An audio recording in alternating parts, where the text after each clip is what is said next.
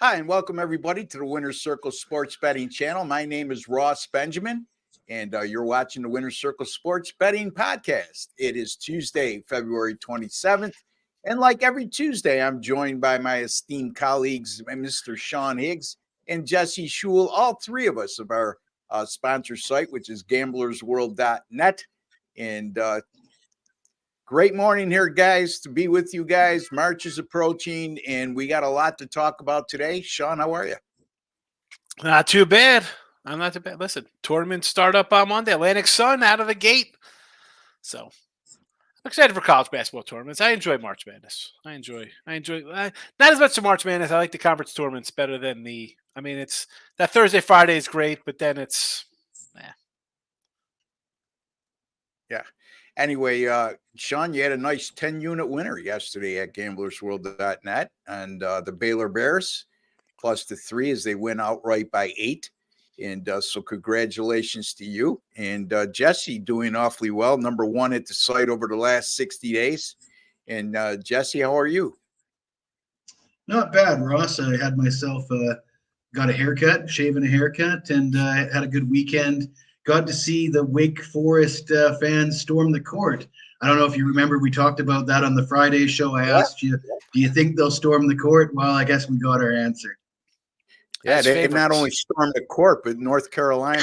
Wasn't it North Carolina? Duke. The one big guy, or was it Duke? Okay, Duke. I'm sorry. They were playing Duke. And I should know better because I had Wake Forest as a free pick in that game. And Duke's big guy ends up getting injured as a result of them storming the court. So you could be rest assured there'll be some type of restrictive action that will take place. I didn't watch the game. And someone brought up in my little show, and I was like, Duke called the timeout with 1.4 seconds left. Down I'm 4. not sure. I didn't watch the end of it. Yeah. Jesse, they called the timeout? I don't know about that, Sean, but I don't know if you saw the replay of the court storming and how Flipowski got hurt and what he was intending to do there. But was he trying to trip the guy? I mean, he put his leg out. Oh, I think so. I see that you put down a slow-mo and a stop screen on an overhead. The guy's 6'10". Yeah, it looks like he's going to trip. I mean, he walks like normal people jump. You know what I'm saying? Like, I don't know what he's – I think it's natural human emotion, though. You just lose a game like that in the frame of mind you're in, and then that team's fans come running at you. Well, I'm throwing haymakers. Are you going to be tempted to trip one of them? My elbows are going up. I'm hitting you right in the throat. I don't care. Yeah. I feel physically threatened. These people are calling me all types of names, yelling about my mother. You're running on the court. It's every man for himself. There's 30 people around me, and they hate me. They're just saying they're going to kill me. I stink, blah, blah, blah. Whatever they're saying about me, sexually, all types of nonsense. And you're running on the court, believe me, you are getting waylaid to the floor, and I'll take assault. How do I know you're not coming out to tackle me? You're just assaulting. You're verbally assaulting me for 2 halves, and now you're running out towards me. Oh, you're damn right. Somebody's going to get hurt. I have no problem with that. But if you're calling a timeout with 1.4 seconds and spreading your team across the floor for some miraculous 4-point play, well, you know what? Any injury or whatever happens, well, that's on the coach. You know, like coaches should know better. Like, you know, they're going to storm the court. You call it the timeout for a 4-point play.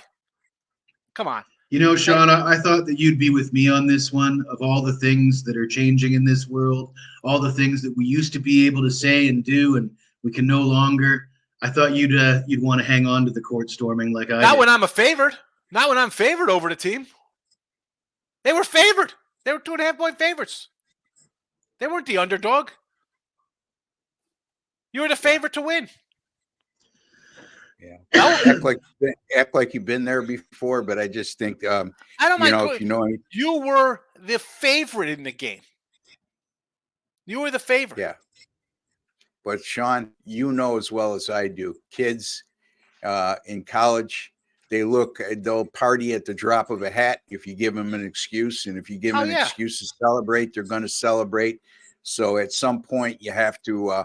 I just don't think it's great to see when that happens, but more bad can happen than good, right? Because in the 90s, this stuff happened back in the day. The kids would come out. You saw it all the time, and The players would just kind of run off the court and get away. Now you got to worry about some derelict coming out. I'm going to have my selfie and start saying crap. I mean, we saw that in a football game. Who was the guy who ran out on the field against LSU or Alabama? Somebody started talking crap on his cell phone to the guy, and the guy hit him. Like, I'm going to – that's the kind of nonsense. This isn't 1986 or 1996 or even 2006. You got to worry about some kookaluka coming out there, you know? No. Yeah, and everything's on camera, it seems like these days, no matter where you go. There's not much you can get away with these days without it being filmed somewhere on some security camera, whatever the case may be. But yeah, I got accused of threatening the audience the other day. And, maybe my terminology was a little too strong, but I would never threaten the audience. All I was saying is some of you guys, some isolated people out there that like to attack me for my age, and I bit my tongue for so long. I was just saying that most of those people would not have the guts to say it to my face. Okay. And I certainly shouldn't have said that. You never know, you might get your ass kicked, but that wasn't a threat. Okay. So folks, go easy. You know what I mean? So it's what didn't have anything to do with that, but I do apologize. This guy's walking cane turns into a katana, people. You better watch out. It wasn't a threat, it was a promise. Yeah, exactly. But in any event, we move on. And we got some games to talk about today. Jesse's going to be looking at BYU and Kansas, Sean, Kentucky, Mississippi State, me, Texas and Texas Tech. And just a friendly reminder, folks, gamblersworld.net is our sponsor again. We guarantee all our selections there, all subscription plans of 30 days or less, or single game or multi-game daily packages are guaranteed. And what that simply means, if you don't win, you don't make a profit on anything you took money out of your pocket to do. We will match that price and credit your account. Now, if you bought a pick on credit, entirely on credit, no, we're not going to give you any money in your account on a zero purchase. So just keep that in mind, because some people still are struggling with the concept. But in any event, we're hoping that anything that comes up in that regard, you contact us in customer support, and we will clarify that further if need be. So also, don't forget, we have a $3.99 special for the rest of college basketball right now. That means the final week of the regular season here, and then also into the conference tournaments, the NCAA tournament, the NIT, and the CBI, all through each of those championship games, all of that, the whole smorgasbord, $3.99 for any handicapper. And that'll take you through all the conference tournaments and national tournaments and what have you, and the final week of the regular season as well. So we would encourage you to take advantage of that. Our 3-day subscription is $99. Our 7-day is $175. Our 30-day is $3.99. And again, folks, if you don't make a profit over that course of time, we will credit your account back the exact amount of what you spent on that specific purchase. Sean, tell the folks a little bit about, I mentioned you hit that 10-unit play yesterday, but what else have you want to share with the audience in terms of how you've been doing of late, what you might have coming up, what you're looking forward to, and the audience should be aware of? Well, putting it together in a little college hoops. It was a rough, good first 5.5 weeks of the year. A rough 10 days of up and downs, but we've turned it around. Big winner last night. I like the spot. I moved big on that. And again, I usually have a lot of games, so it's more of same kind of flat betting. I got a 3-pack today, so it's nothing crazy, but we're going to go. Sweep would be great. I'll take a 2-1 and just keep building on that. But hockey, NBA, again, picking and choosing spots. I went 2-1 the other day in the NBA. So, again, I try to find those spots, not as many plays volume-wise as college basketball and soon to be baseball. But it is what it is. We're grinding along. That's what we do. Ups and downs. I got to just find a nice little spot. A couple close losses over the weekend, but that's part of the game. What are we going to do? Yeah, it is part of the game. And we always remember the ones we lose like that, But like I always say, we soon forget how we win games of that nature too. It's again, I'm going to get some fight back on this, but when I always said that, look, those games that we lose, those nail biters we lose, in what we consider in flukish manner, we win just as many of them over the long haul. It's the games we win decisively over the games that we lose decisively is what makes the difference. But you won't get many people to agree with me on that, but that's my thought process. But Jesse, again, number one handicapper at the site over the last 60 days, going well. And tell the folks you had a 4-unit winner yesterday, as Jesse had the Toronto Raptors plus a 6.5. Share with the audience what they should know about Jesse Schule and why they should spend their hard-earned money on you. Yeah, I mean, it's been a great 2024 so far. It's been, just mediocre the last week or 10 days or so. Just kind of in a rut, not getting a lot of games out, not getting the lines that I want. I had my sight set on a big card today, and a lot of the lines, have moved since opening, and I missed some spots that I wanted to get on, but I do have a couple plays up at gamblersworld.net that I do like very much. And like I said, the month of March is a month to make money for me. I feel confident about it, especially coming off back-to-back profitable months. So we're really excited about the next few weeks here. Yes, and Jesse Schule and Sean Higgs, two of the finest handicappers you'll find anywhere on the internet. And we're privileged to have them over at gamblersworld.net. You need to take advantage of their handicapping prowess and their consistent winning over a long course of time, folks. And that's Jesse Schule and Sean Higgs. You could also find me over at gamblersworld.net, and you should buy from me for the same reasons I just alluded to with Jesse, because we carefully picked out our staff of 10 handicappers over at gamblersworld.net, and it's with all of that in mind. Guys who have been doing it for a while, guys who have won consistently over a long course of time, and guys who grind it out day by day for you. Myself, I had what many would consider 5-4 a lackluster weekend, but I was able to make a decent profit because I had a best bet winner on Saturday. As I had, I went against George Mason. Help me out here, Sean. I had a 5-unit top play on that, 4-unit top play on Nebraska on Sunday as they absolutely blew out Minnesota. I can't remember who I had again. I don't know. I want to say it's VCU. Hold on a second. I like George Mason in that spot myself. I think I had them in the because I went against George Mason because they just came off that win. Oh no, I didn't have him that day. That was against Loshai. Loshai crushed. Yeah, Loyola Chicago. Sorry, it must have been the day before that. The game before that must have been the George. Yeah, Mason. The game before that is the game they beat Dayton. Dayton. It was Dayton. That's right. And that's why I faded George Mason in that spot. They had just come off winning at home against a top 25 team for the first time in program history, and they hadn't beaten the top 25 team since 2009, going back to the Final Four year with Jim Larrañaga. And they came, and they were in for a letdown, and Loyola Chicago blew them out of the water. So was happy about that. Nebraska, again, college basketball top plays now after that 2-0 weekend, 119-88, good for 57% over my last 207. College basketball totals continue to roll, folks.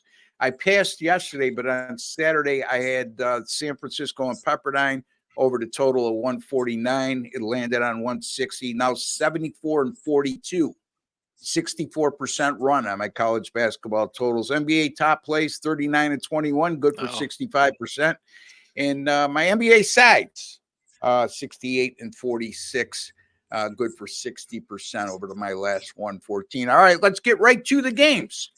Let's start with Jesse, BYU and Kansas. Right now, Kansas is a 6.5 or 7-point favorite, depending on where you look. And the total in that game is 55. Take it away, Jesse. Yeah, I mean, when this line opened, Ross, I saw 5.5s hit the board. I thought to myself, I don't mind backing Kansas in this spot. I figured that the line was a little lower than it would normally be because of the injury to Kevin McCullough Jr., who's the leading scorer for the Jayhawks. And of course, a blue blood like Kansas, they got the depth to pick up the slack when a guy goes down. Not that it won't hurt them, though. And not that it doesn't make a difference now that some money's come in on Kansas. And I missed out on that 5.5 line. 6.5, you might think there's no difference between 5.5 or 6.5. There's a difference to me. So that has me pivoting toward the total. Like I said, Kansas has the depth to make up for their leading score, but that doesn't mean it won't hurt their scoring or might not hurt their scoring and might not prompt them to play with more intensity on the defensive side of the ball. And I look at their recent games, they allowed 57 and 67 to Oklahoma and Texas. And their last home or the previous home game against Baylor, 64-61. This Kansas team can play defense. I know BYU's a high-flying type of team, but when they have to, they can play defense as well. I think this number looks a little inflated, and I don't think they're perhaps they haven't accounted for what might happen in the absence of Kevin McCullough Jr. All right, so Jesse likes BYU and Kansas to go under the total of 155, and he makes a strong case there, especially when you look at Kansas's totals throughout the course of the year. They've only had one total, Jesse, of 150 or more. And that was way back on November 21st, or excuse me, yes, November 21st of 2023. I mean, first, 2 weeks of the season, in a neutral site game against Marquette, they had a total of 157. And the game went under the total as they lost that game 73-59, well under the total. But every total since has been 140. Well, I take that back. They did have one total of 152 against TCU. That game did go over the total. That was at home. But every game, let's see here, they played 27 games. 25 of their 27 games have had totals of 149.5 or less. But Sean, here's the thing too, these home away dichotomies that I like to pay attention to when it comes to this time of year. Kansas 14-0 straight up at home this year. And BYU, as their home away dichotomies leave a lot to be desired. They're very good at home. Their last three road games, they lose at Oklahoma by 16. They lose at Oklahoma State by 10. And they lose at Kansas State by 10. So not very good performances on the road. And here they are. They're going to Allen Fieldhouse, one of the toughest places to win in all of college basketball. What's your take? Yeah, interesting with the total there at 155, and the only time we even sniffed that were against Morgan and Southeast Louisiana. Like, what is up with this total? What are we missing on this total here? Yeah, or excuse me, I was looking at the BYU totals, Marquette game rather, Marquette and Shama. How is this a 155? Yeah. What? Yeah, even when you look at BYU's totals, yeah. Well, I just looked Sean? at theirs too. That's why those two stuck out, because they're big 150. I mean, that's the only thing over 155 for them are those two games. Yeah, but I think a lot has to do with the maybe offensive pace. But again, Kansas has played at a slower pace over the last 4 games. I mean, it's not like they shot the ball. They shot the ball well against Texas with 61%. But the 3 games before that, 44, 32, 42%, and their field goal attempts were 59 or less. So it's not like they're playing at a frantic pace. But anyway, go ahead, Sean. I mean, if this is on the road, I think, okay, maybe you think it's they don't score, that, Kansas on the road is less, as the splits show, teams play a little worse on the road, I guess, than at home. I'm with Jesse on the under, just based on the overall look of this. And sidewise, I want to take Kansas based on the last 3 games he saw out of BYU and just getting blasted by lesser teams. I mean, Kansas got a guy out. Doesn't make a difference. Like, they don't have some other 4-star possible first-round NBA pick coming in off the bench anyway. It's Kansas. I'm not – you lose a guy, there's some other guy who's going to be a lottery pick who's going to step up, have a big game. Is it 6.5?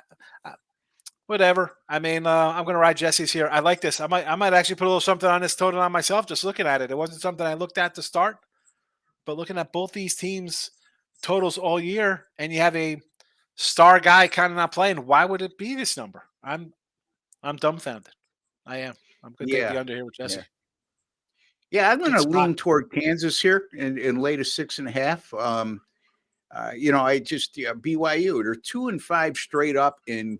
I mentioned they're 0-3 straight up in ATS in their last 3 on the road, losing by double-digit margins on each occasion against lesser opponents than what they're going to face tonight. And their only 2 wins on the road have come over West Virginia and UCF, who are bottom dwellers right now in the Big 12. So, I'm going to have a slight lean toward Kansas in this game. But our official pick from Mr. Jesse Schule, and that's all that counts, is BYU and Kansas under the total of 155. All right, Sean, let's move over to you, to Kentucky Wildcats. Go on the road to take on Mississippi State, 7 o'clock Eastern time tonight, ESPN national broadcast. Mississippi State, depending on where you look, they're either a 3.5 or 4-point favorite. The total in this game is 156.5. Sean, I don't think a lot of people realize Mississippi State's a pretty good club, and this line is indicative of such. I think they're giving you the winner here with this line, because I can't believe that people are going to flock to the window to bet on Mississippi State as a favorite against Kentucky, brand name number 1 and number 2. I just don't think people realize Mississippi State's a quality team. But in any event, you take it away, my friend. Yeah. And as always, this falls into the unranked over a ranked team, and a ranked team that just dropped a 119 spot on another ranked team. Yep. But I got to say, I'm going to take Kentucky here at 4 points. Now, at 2.5 at the opener, I got Mississippi State circled. This is a play I want to play on, right? It's a non-ranked team. I got a Kentucky team coming off a monster win, a la Marquette and UConn. UConn goes on the road and loses to a Creighton team, which was an underdog in that spot, though. Now I got to lay. Not only it's not 2.5, now it's up to 4. I think we're seeing the books kind of adjust, maybe too much. We talked about the New Mexico game. We did it last week in this spot. It was a 5. It went up to 7 or 8. Colorado State's another game it's a 5. It went up to 7. I think I saw earlier for this. Maybe it was Colorado State versus Nevada. I'm not quite sure. We see these lines kind of going up from what they're opening at, and it's just an immediate where it's not people betting. It's just they're kind of overreacting to this, the public movement. And again, 4 points for me is too many. A team that's won 9 out of 10 versus these guys. Kentucky was an underdog versus this team last year on the road, still beat them. The game was not as close. We're going to say Kentucky has a bad defense. I mean, you still gave up 95 points. At that point, it was like 60-20 at one point. It was halftime. The game was over. I think they had 60 points at the half or something ridiculous. I mean, they have a bad defense. This is the same defense that went on the road at Auburn and just played a 65-59 kind of game. So maybe if you want to do a little under here, I won't hate it. I'm going to tell you right now, I got a 3-pack. The under's my play in my 3-pack. So there you go. You got one of them right there for you. So I like that, but I also like Kentucky here. And now it's up to 4. I might actually dabble in that. Probably more of a money line play, because if Kentucky does get in here, it'll be an outright win, and I don't think the number will come into play. But 4 again, from a 2.5 up to a 4, I think that's just overreaction, and they're just people are blindly betting this. And I'm sure Jesse's going to have the percentages for us, because we had them the other day last week, how these teams have been performing, and it's a ridiculous rate. But now they're getting a little too high for me, so I'll go back to my dog days here. Give me Kentucky plus the 4. All right, Sean likes Kentucky plus the 4 against Mississippi State. Kentucky on the road. I'm going to disagree with him. I think they're giving you the winner in this game. And I'm going to disagree with Sean. This is not a public play. This is a sharp move, going from 2.5 to 3.5 or 4, based on the what I like to look at. And these guys aren't big proponents of it. But when I see a move like this, it looks strange to me. And first of all, Mississippi State opening as a favorite against Kentucky, and then moving from 2.5 to 3.5 or 4. I'm looking at a couple sources that have been very good to me. And Mississippi State right now, 35% of the tickets bet have gone on Mississippi State, but it's accounted for 76% of the money. And to me, when I see that kind of ratio and the ratio I see at the other site that I think is pretty credible, to me, this is a sharp money move, Jesse, and not a public move. But, that doesn't assure anybody that you're going to win. Sharps lose as well. So your take, Jesse. Yeah, the numbers Sean was talking about, the last I checked, which was about a week ago now, unranked home favorites against ranked teams were winning just over 60% of the time. And then when the spread was 3 points or less, it was up as high as 64% of the time. So those were the percentages we were looking at. Ross, I did mention on Friday's show that it seems to me that the public is getting sharper. And I think this line movement is indicative of that. The public isn't getting fooled by a lot of these situational angles anymore. It's not going to surprise you that I'm going to agree with Sean. Okay. But it might surprise you that I'm actually going to agree with you too, Ross. As Sean mentioned, I had the 2.5 circled as well. Really wanted Mississippi State, really wanted to bet against Kentucky in this obvious letdown spot. However, with the now at 4, I think a lot of the value has been sucked out of that. But rather than pivot to the other side, as Sean has done, I agree with Ross. I agree that the movement is justified, and they're sort of giving you the winner here. But I'm looking at a different bet altogether, and that's Kentucky's team total under 76.5. Of course, they just scored a boatload of points at home, but we saw them beat Auburn, and then they had a letdown loss to LSU. Now they're on the road at Mississippi State. Mississippi State's 4th in the SEC, allowing just 67.5 points per game. They've held 5 straight opponents to 71 points or less. I think this is going to be a lower scoring game, certainly than the one we saw on Saturday. So Kentucky team total under 76.5 for me. There you have it. Kentucky team total under 76.5 and Mississippi State. Our official play for Mr. Higgs is Kentucky plus the 4. And again, I'm leaning on Mississippi State here. They've won 5 in a row. They're playing at home. Kentucky coming off a big win against nationally ranked Alabama, where they look like the best team in the country on that day and certainly look like a legitimate contender to win the NCAA title on that day. They shot 63%, but let's not forget, they also allowed Alabama to shoot 57% in that game, and they gave up 95 points. Kentucky on the road, they played one solid game recently against Auburn. They lose at LSU the following game. Yes, they crushed Vanderbilt on the road, but it doesn't count to me. I mean, they lose to South Carolina. They lose to Texas A&M on the road.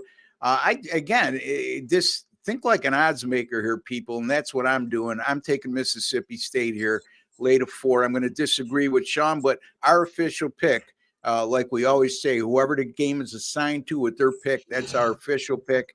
And Sean Higgs likes Kentucky plus the 4 over Mississippi State. All right, let me get to my game, and that's Texas at Texas Tech. This line opened Texas Tech minus 4.5. They're now down to 3.5. The total in this game is 145.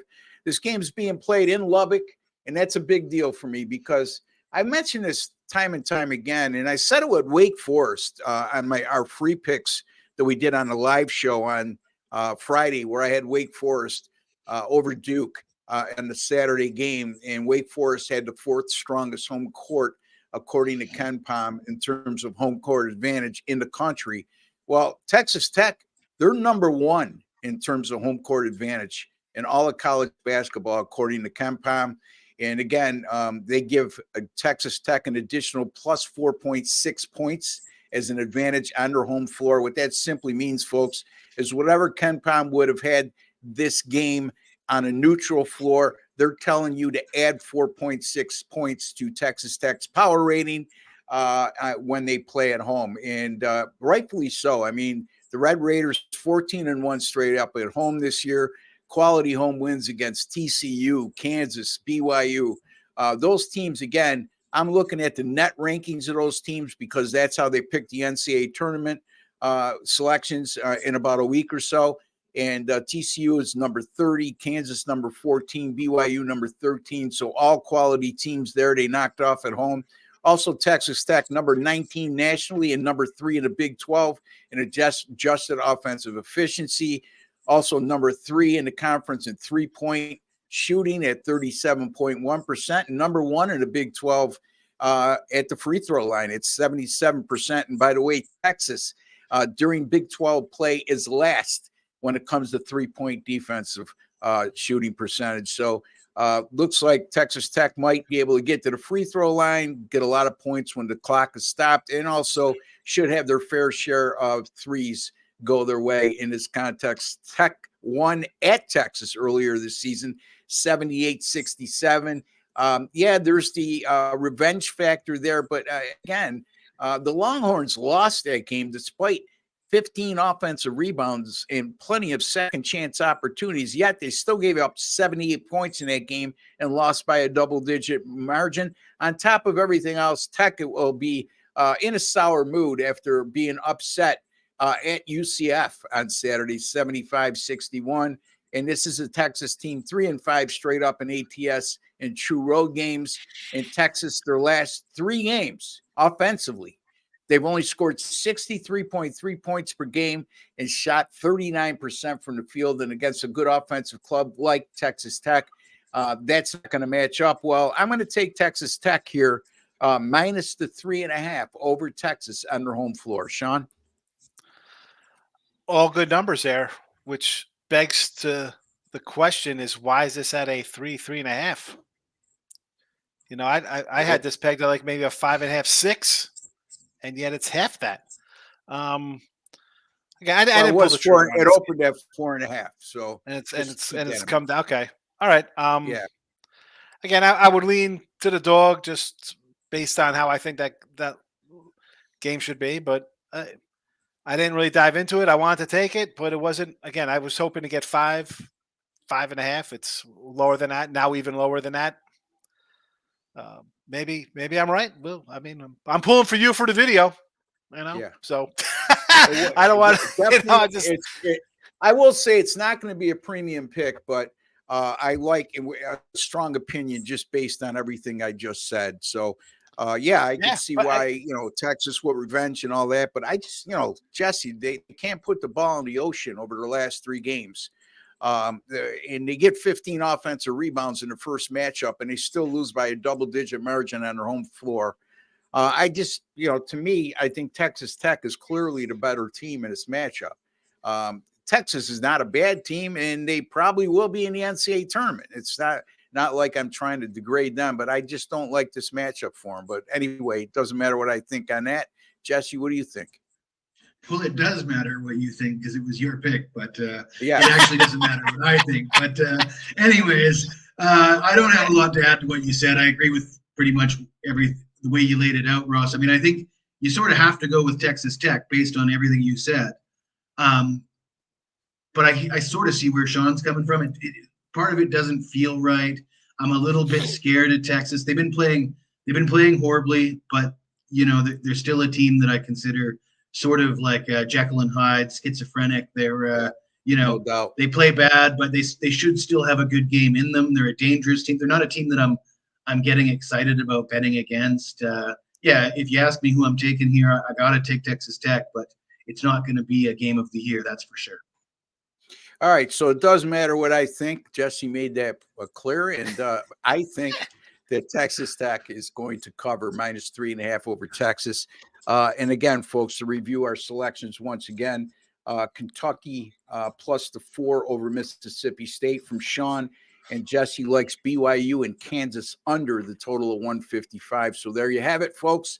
And we'll be back tomorrow, myself, Sean, and Jesse, with more college basketball winners for you. And I had this schedule here. Let me see. I don't have it in front of me, but we'll have 3 more prime, I should say, college basketball matchups we'll be discussing tomorrow on tomorrow's show. I got Bama Ole Miss tomorrow. Bama Ole Miss. Yeah, let me go there right now so I could tell the folks what we got going on tomorrow. And let's see here. Jesse has Auburn and Tennessee. Tremendous matchup. Game being played in Knoxville. Like Sean said, Alabama at Ole Miss. Alabama coming off that throttling they took in Lexington on Saturday.